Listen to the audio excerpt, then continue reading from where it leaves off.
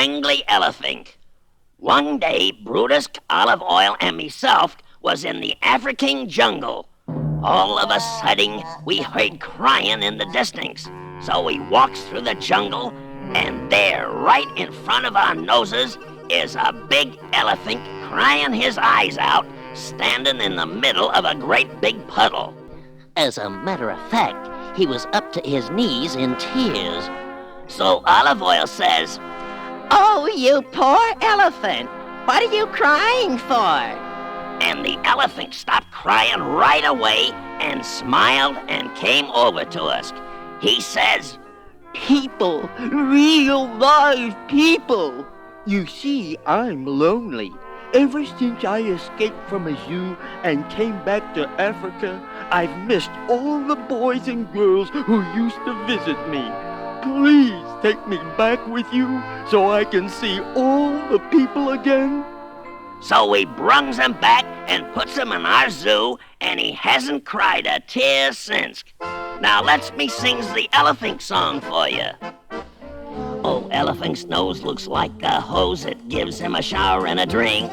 Now what do you suppose they calls a nose that looks like a hose? It's called a trunk, I think.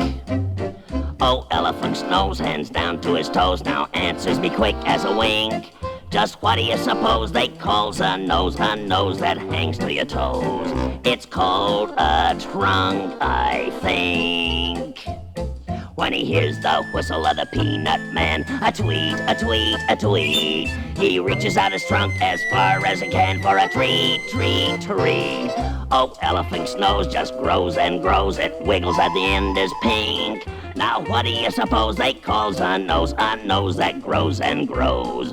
It's called a trunk, I think.